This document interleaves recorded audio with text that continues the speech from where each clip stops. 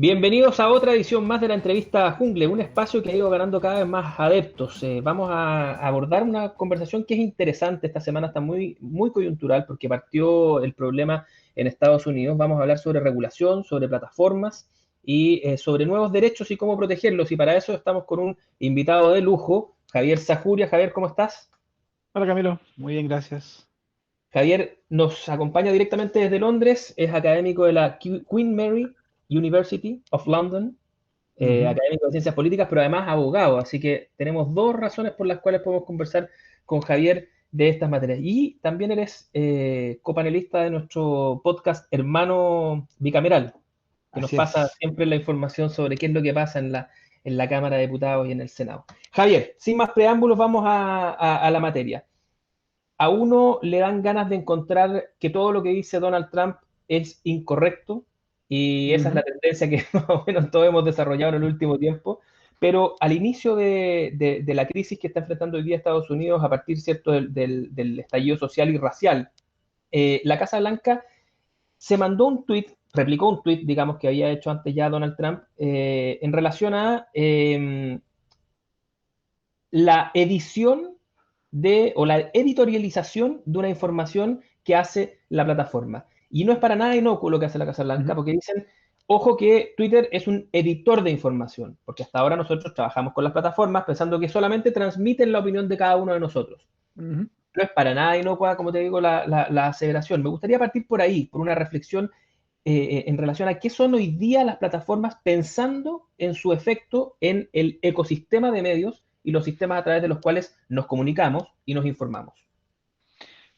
Bueno, efectivamente yo creo que este es como un caso interesante de distintos actores políticos que los intereses de repente convergen de forma bien rara. Porque el ataque que ha sufrido las plataformas de medios sociales como Facebook o Twitter, particularmente Facebook y Twitter, han venido en gran parte de sectores que uno lo podría llamar de la izquierda, progresista o anti-extrema derecha, supremacismo blanco. Estamos recordando el tema de cuando Mark Zuckerberg fue llamado al Congreso por la intervención rusa en Estados Unidos. Hace poco se supo, por ejemplo, que los mismos científicos dentro de Facebook habían encontrado que la plataforma generaba polarización, pero Mark Zuckerberg al parecer no habría estado interesado en solucionar el problema. Porque en el fondo la defensa que han tenido estas empresas históricamente es decir que no les corresponde a ellos arbitrar los contenidos de sus plataformas. O sea, no son ellos los árbitros de lo que ocurre dentro de su plataforma, ellos simplemente entregan la plataforma. Y quienes han promovido campañas en contra de eso dicen, no, estas plataformas no son inocuas, no son neutrales, tienen en su diseño, en la forma en que están construidas, mecanismos por los cuales amplifican o silencian algunas voces. Y hasta ahora eso ha sido un discurso llevado a cabo por, uno diría, el mundo más progresista, el mundo anti-supremacista blanco, por cómo se usaban estas herramientas, por sectores que son los que apoyan a Donald Trump. Entonces, en el fondo, hoy día cuando Donald Trump dice, o la Casa Blanca dice, estos ya son editores, le está quitando ese argumento, el argumento que las mismas plataformas que son más favorables a Trump habían ocupado para defender a estas empresas. Donald Trump se lo está quitando, y se lo está quitando porque lo atacaron a él, porque le rompieron un poco su estanco. O sea, lo que hace Twitter cuando le pone esta alerta que los comentarios que está usando Trump violan las políticas sobre incitación al odio, que fue el caso de las protestas en Estados Unidos, o antes de eso fue en el caso de los votos postales, cuando Trump empezó a decir que los votos postales llevaban al fraude y que básicamente Twitter puso una alerta y dijo, ojo, aquí está la información verídica respecto al tema. Entonces,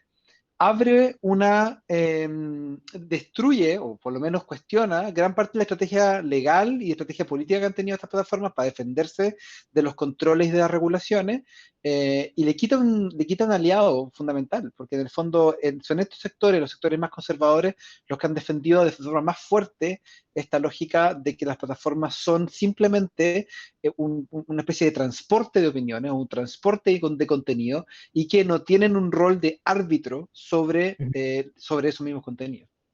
Javier, en Londres, donde estás tú, esta discusión se dio profusamente con ocasión del Brexit. Ujú, También corrió mucha tinta respecto de cómo las plataformas habían sido utilizadas precisamente para generar un tipo de polaridad que terminó o que desembocó, digamos, no solamente en un mayor enfrentamiento, sino que además eventualmente, ¿cierto?, en el resultado final de esa ujú. elección. Me imagino que sobre ideas de regulación se escuchó mucho allá. ¿Cuáles son las que hoy día más se están discutiendo? A ver, lo primero que hay varias como tendencias o ideas. La primera es tratar de homologar lo más posible el rol que cumplen estas plataformas a lo que cumplen los medios tradicionales, o sea, hacerlos responsables de los contenidos que se publican. Ahora, eso es complicado porque es distinto, o sea, un medio tradicional, por ejemplo, en este caso nosotros, tú me llamaste para que participáramos de esta conversación, no cualquiera puede llegar y salir en Comando Jungle y explicar algo. Y por lo tanto hay más responsabilidad de parte de los medios tradicionales sobre los contenidos que llevan de lo que tendría Facebook o Twitter o alguna de estas plataformas, que en el que un poco abren la puerta a que la gente genere su propio contenido. Eh, Ahora, esa es una de las opciones. La otra de las opciones es buscar cómo las herramientas en su diseño generan algún tipo de amplificación o de silencio de ciertas posturas. Porque una de las cosas que nosotros tenemos que entender es que las tecnologías no son neutras. Por más que nosotros creamos que esto es simplemente un medio y simplemente una plataforma, la verdad es que funcionan con algoritmos que muchas veces no son muy claros ni transparentes para mostrar cierta información a ciertas personas a partir de criterios que muchas veces son comerciales, que no tienen que ver necesariamente con promover alguna ideología o alguna postura política, sino más bien tiene que ver con un perfil netamente comercial. Ujú. Pero en ese proceso de mostrar contenido y de promocionar ciertos contenidos, se van tomando y se van amplificando ciertos discursos que nosotros sabemos ya que en el caso de Facebook, por ejemplo, son los discursos más polarizantes, o sea, los que generan más controversia, pero que también es un poco lo que pasa en los medios, o sea, toda esta lógica del clickbait en que uno va poniendo las cosas que son más polarizantes, que son como más atractivas desde el punto de vista de la controversia, esa misma lógica amplificada en el caso de las redes sociales. Y eso no necesariamente quiere decir que hay un editor, una persona que está detrás tomando la decisión de tú vas a ver este artículo, sino que hay una serie de reglas que están codificadas en el código de la plataforma, y eso es lo que uno llama el algoritmo, que toma esa decisión de forma automática. Pero los algoritmos llevan en sí mismos decisiones que son normativas, o sea, son personas que en algún momento se sentaron y codificaron estas reglas. Y estas reglas están codificadas con un objetivo, que en el caso de estas plataformas es obtener algún tipo de beneficio económico, rentabilidad, promover ciertas marcas, aumentar el tráfico para poder después vender información. O sea, en el fondo hay que entender que esto es un negocio y ese negocio se basa en que la gente genere contenido, en que ese contenido esté asociado a datos personales y que ese contenido sea lo más visto posible. Y ese es todo el ethos de estas normas y de cómo se transmite ese contenido se basa en eso. Y eso necesariamente tiene implicancias en qué tipo de contenido se hace más presente. Y en el caso de regulaciones, la pregunta que se ha hecho aquí en Europa es, regulamos solamente el contenido y los productores, o sea, por ejemplo, si es que una agrupación alt-right o neonazi publica incitaciones al odio, solamente regulamos a esas instituciones y esas organizaciones y nos olvidamos de dónde la postearon, en el fondo, o sea, como si lo postearon, lo hicieron público en Facebook, Twitter, un blog, da lo mismo, o hacemos responsables a las plataformas sobre el contenido que se construye. ¿Y por qué? Porque sabemos que las plataformas en su búsqueda de mayor rentabilidad muchas veces amplifican esos discursos porque un algoritmo no hace esa distinción normativa entre si Ujú. esto es neonazi o no es neonazi. El algoritmo hace una distinción en decir si esto trae o no trae o no trae algún tipo de flujo de tráfico a la página. Pero sí hay personas detrás que pueden hacer ese juicio. Oye, eso es el equivalente funcional en este caso entre la disquisición sobre si regulamos al emisor y o al canal. Lo Ujú, tenemos muy a la mano hoy día a propósito de la polémica de la columna de Escobar en La Tercera. Esta claro. columna sobre las zorras y estas malas analogías que utilizó. Parte de la crítica, ¿cierto?, del mundo ha ido hacia el emisor, ¿cierto? Sí, claro. A quien escribió la columna. Pero también hay una parte de esa crítica que dice por qué el medio, en su criterio editorial, permite que una columna de esta naturaleza, cuál es el criterio que utiliza, ¿cierto?, para para establecer que esta columna debe y puede ser publicada. Ahí esas dos preguntas están hechas. Y aquí pasa un poco lo mismo, y de ahí tal vez el picante que le mete la Casa Blanca, porque lo que dice es, el emisor, el alt-right en este caso, ¿cierto?, publica un contenido. La plataforma es, entre comillas, neutra y por lo tanto solamente sirve como canal para que ese contenido se difunda. Yo solamente voy a perseguir a el que incita el odio, en este caso que es el alt-right. Pero lo que están diciendo ahora es, dado que hay un criterio tecnológico y o humano en última instancia, que hace que algo se publique o no se publique, se busque o no se busquen para ellos ciertas visualizaciones, debiésemos preocuparnos también de la plataforma. Ese es más o menos el equivalente funcional entre los mundos online y offline, ¿no? Sí, y además hay un elemento adicional en el caso de Twitter, porque en el caso de Twitter, el dueño de Twitter, no sé si es el dueño a esta altura, pero el creador, que Jack Dorsey, ha tomado una postura. O sea, todos toman postura. Mark Zuckerberg tomó una postura en su momento que era, yo quiero ganar plata, me da lo mismo cómo, y por lo tanto, si es que eso le genera más réditos a los discursos polarizantes, bien, eso es una postura. O sea, en el caso de Jack Dorsey, él tomó ahora una postura de decir, a mí me interesa que la plataforma no se ocupe para distribuir información falsa. Entonces, esta alerta que le pusieron a los tweets de Donald Trump tuvo que ver en un tema donde Donald Trump estaba emitiendo información falsa, estaba diciendo cosas que no son verdad, como por ejemplo en este caso él decía que todos los habitantes de California iban a recibir un voto postal, lo que es mentira, solamente los que están registrados y que en el fondo lo que dijeron, cuando nosotros creamos que hay un riesgo a la fe pública, vamos a intervenir. Y ahí el argumento de la Casa Blanca no se hace tan raro, porque ahí la Casa Blanca tiene razón. O sea, Y de, siendo, y de siendo hecho, honesto. y de hecho tienen dos posibilidades.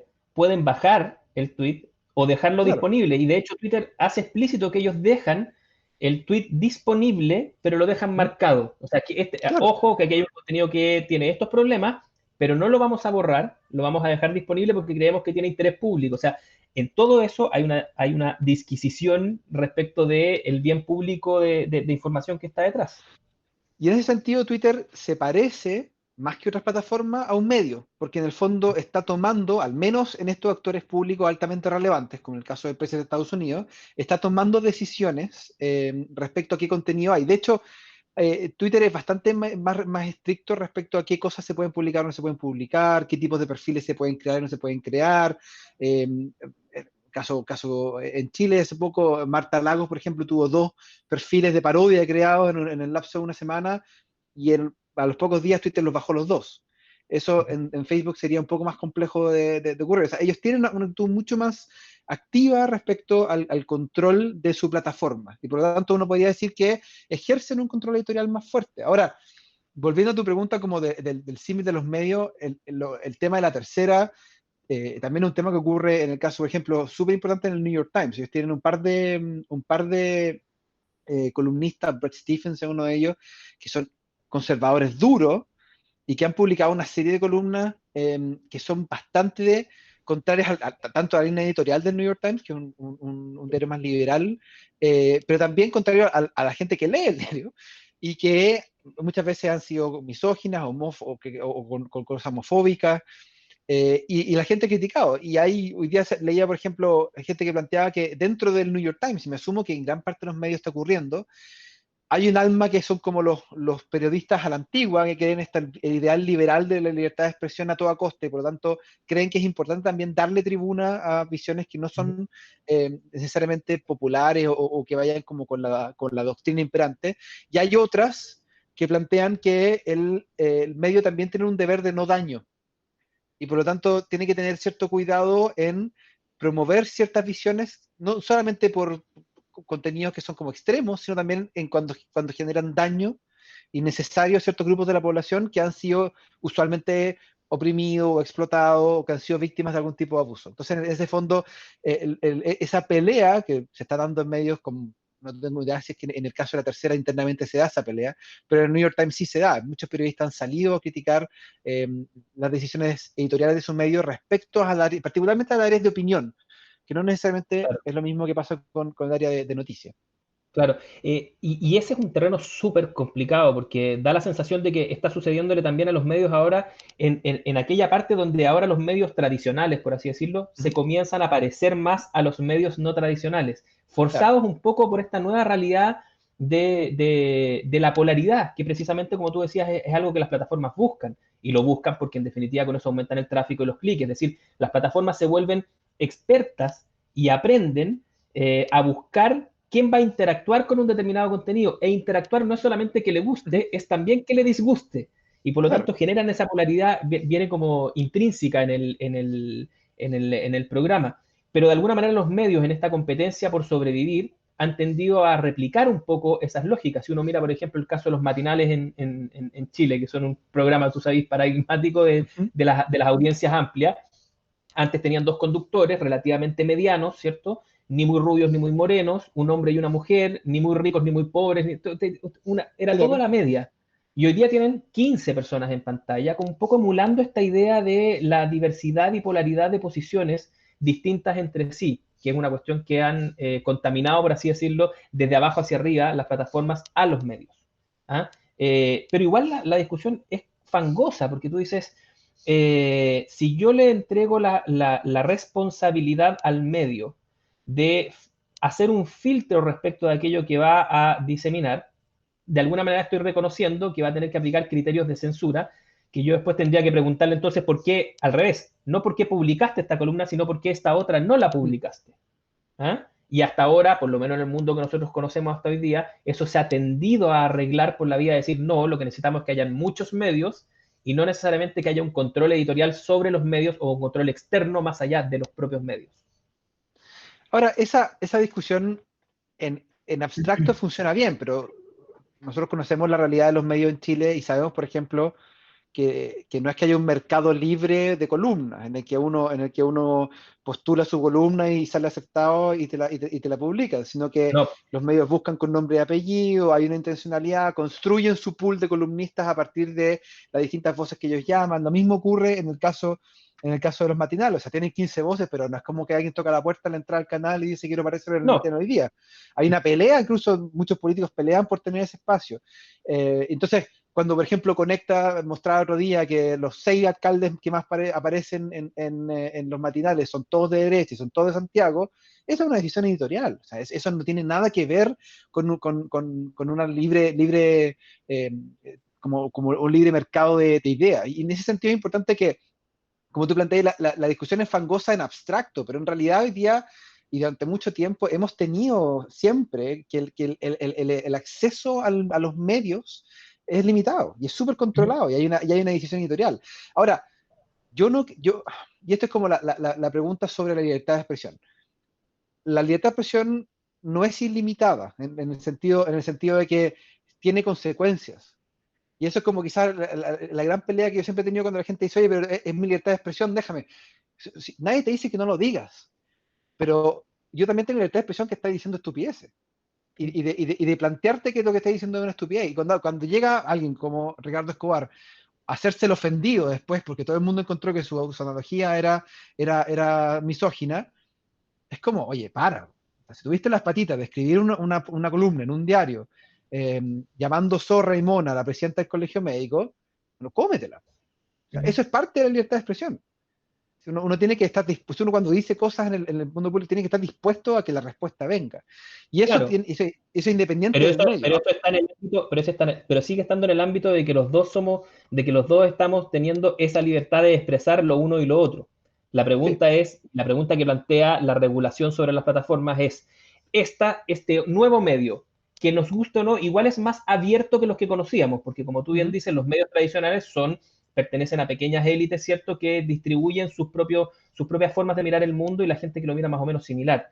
Estas nuevas formas que son más abiertas, ¿cierto? Cuando yo voy y digo, bueno, ojo, que aquí entra cualquiera y dice lo que quiere, y ahora en realidad lo que vamos a hacer es que vamos a ponerle reglas a ese entra cualquiera y dice lo que quiere, Ujú. bueno, uno empieza a decir, aquí va a haber un trade-off súper complicado. Por un lado, yo me gusta que la gente pueda decir lo que quiera, y por otro lado, me preocupa mucho que pueda decir lo que quiera. A ver, yo creo que, y ahí la pregunta tiene que ver con una regulación general de la libertad de expresión. O sea, ¿cuáles son las consecuencias, por ejemplo? En Chile en general hay poca control sobre la libertad de expresión, se penalizan algunas conductas, como el caso de injurias y calumnias, Yo no soy abogado penalista, pero son figuras bien específicas, la imputación de algún Ujú. delito, en fin, la tipificación es bastante limitada si uno lo compara con categorías más amplias que se ocupan en otros países como la incitación al odio. Y en ese sentido, en Chile uno puede decir que hay en términos regulatorios, por ejemplo, es bastante más libre. En el caso británico, por ejemplo, también. O sea, aquí la capacidad de decir una sarta de cosas a los diarios titulan, o sea, que los medios titulan con cosas que en otros países serían consideradas incitaciones al odio, calumnias, injurias, otro tipo de delito. Pero en el fondo, lo que pasa con las plataformas eh, es que estamos hablando en particular y usualmente de temas políticos o temas que son de vida pública. O sea, nadie está muy preocupado de la libertad de expresión en la venta de, qué sé yo, calzoncillo o de qué sé, copete o lo que sea. Uno no está pensando en ese lado del negocio de las plataformas. Uno está pensando en el lado que tiene que ver con la transmisión de contenidos que son políticos y que tienen que ver con discursos que tengan que ver con política. Y ahí nosotros sabemos que hay dos juegos importantes. Uno, que en general la gente que se movilice, que está interesada en política y que opina en política, son más o menos siempre los mismos. Entonces no es como que uno está ampliando el espectro. Cuando uno dice vamos a hacer que más personas entren y participen del proceso, es cierto, hay una expansión de la libertad de expresión, pero igual es limitada. No es como que todo el mundo se va a meter a expresar opiniones políticas. De hecho, la gran mayoría de las personas no lo hace y no le interesa. No, y Y lo puede ser que lo otro, hagan, pero no ingresan en los clústeres de opinión, que igual se producen clústeres de opinión claro, dentro de las plataformas. ¿Mm? también, y lo otro que también es interesante es que el juego en países como Chile o en países como Estados Unidos, el juego electoral es un juego de suma cero, por el tema, por el voto voluntario en particular. Entonces, en el fondo, cuando, nosotros sabemos por la literatura de ciencia política que cuando se polariza la discusión política, tú aíslas a los moderados y los dejas fuera, los excluyes del proceso político. Y solamente energizas a tu base que es más polarizada. Entonces, y eso tiene una serie de consecuencias negativas a nivel de funcionamiento de la democracia, a nivel de participación política, de inclusión. Hay una serie de problemas que tiene ese sentido. Entonces, si es que una plataforma sabe que los algoritmos y las reglas que tiene para poder ganar plata y tener sustentabilidad, etcétera. Pero a esta altura yo creo que nadie habla de sustentabilidad de estas plataformas, para poder forrarse plata, sabe que esos mecanismos también influyen en polarizar aún más el debate. La pregunta ética es decir, bueno, entonces, si el mecanismo de negocio, que el mecanismo de negocio de estas empresas es a la vez dañino para la calidad de la democracia, ¿debiéramos regularlo o no? ¿Debiéramos permitirle que exista o que no exista? Y ahí yo no tengo una respuesta, pero creo que es una pregunta válida y una pregunta súper importante. Mi impresión es que en el caso de Donald Trump se acerca desde otra perspectiva. De la perspectiva es, para mi sector, estas herramientas son clave, porque nosotros necesitamos polarizar a la población para dejar a ciertos segmentos afuera y para que la base más racista o más conservadora o más religiosa se movilice hacia las elecciones. Entonces lo que dice Donald Trump es, estos tipos me están quitando una plataforma que es clave para mi base electoral. Ujú. O sea, Claro, me están intermediando con mi base electoral. O sea, exactamente. esta plataforma que yo uso y que él usa tan magistralmente para Ujú, convertirse en un concepto que me regaló otro entrevistado en Suavagliati, en el catalizador en jefe de la opinión de sus barras bravas. O sea, porque eso es lo que es. En la mañana sí, Donald Trump se levanta y dice a quién hay que odiar ese día. ¿Ah? sí. Y eso lo hace magistralmente, pero un día esta plataforma amanece y lo apunta a él, y lo limita a él en su intención de polarizar más la discusión. Y ahí se acuerda, ¿cierto?, que existe algo que se llama regulación y bien Ujú. público que se debiese normar en este caso. Es muy interesante lo que les está pasando en Estados Unidos. O sea, yo creo que, a ver, yo creo que en términos prácticos no va a pasar nada, que gran parte de las cosas que le están proponiendo son inconstitucionales y no van a, como gran parte de las cosas que hace Donald Trump, ojo, un porcentaje importante de los decretos que él firma al final nunca terminan aplicándose porque algún juez en alguna parte lo echa abajo y dice, oye, esto no funciona. Pero el efecto político ya está, o sea, él apareció firmando un decreto contra la plataforma, etcétera. En su peor Em, mes, además, hay que decir. O sea, él venía arrinconado por la crisis del COVID y resulta que se generó una guerra interna donde se saca fotos en una iglesia, Ujú. con la Biblia, donde claro, agita a esa barra brava que lo sostiene. Pero yo creo que mirando a largo plazo, durante bastante tiempo hay ciertas plataformas y empresas tecnológicas habían mantenido una distancia no tan grande con Donald Trump. O sea, de hecho, al principio algunos se juntaron con él, pero después ha mantenido una distancia para no como contaminarse un poco con la negatividad de Donald Trump, pero no han aceptado ser regulados, no han aceptado que los pongan como árbitros de los contenidos que se publican en su plataforma. Y yo creo que ahora, si es que Donald Trump sigue con esto, se van a tener que asumir ese rol, y yo creo que va a haber muchos sectores del mundo progresista que si bien ven en Donald Trump probablemente el peor enemigo, no van a dejar pasar esta confluencia de intereses y van a Ujú. decir, este es el momento de movilizar por mayor regulación. Ahora, esa regulación puede ir en una dirección que termine por quitarle o por limitar la capacidad polarizadora de esta plataforma, que en el fondo también sería algo negativo para Donald Trump. Claro, y probablemente ahí tengan mucha más defensa respecto de su modelo de negocio y otros bienes que van a proteger ellas en tanto dueñas de su plataforma. Pero, Javier, tú, en lo particular, ¿qué crees que es Ujú. más eficiente desde esta perspectiva? Porque planteaste las alternativas. Regular y preocuparse de los emisores de contenidos y poner ahí la fuerza, es decir, más parecido al derecho como lo conocemos hoy, o Ujú. dar ese paso complicado, fangoso, de ir hacia el canal y regular el canal.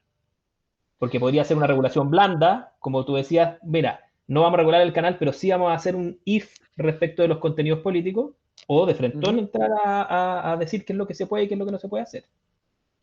A ver, yo dudo que en un país como Estados Unidos, donde la libertad de expresión es alabada a un punto casi religioso, o sea, no nos olvidemos que en Estados Unidos las empresas tienen libertad de expresión, y no solo las empresas tienen libertad de expresión, sino que la expresan en sus donaciones. O sea, ya el nivel de abstracción que tiene la figura de la libertad de expresión es casi eh, como sagrada.